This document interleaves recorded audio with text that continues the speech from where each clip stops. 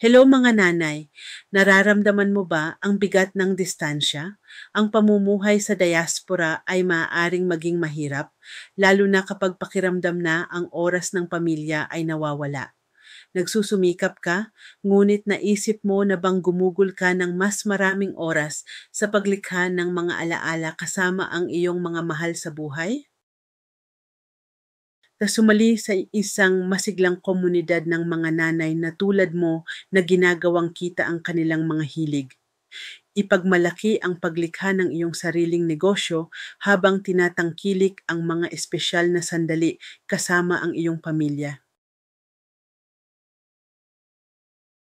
Handa ka na bang tumalon? Huwag hayaang lumipas ang isang araw. Mag-click sa matuto ng higit pa ngayon at tuklasin kung paano mo magagawa ang iyong mga pangarap sa katotohanan. Sama-sama nating simulan ang paglalakbay na ito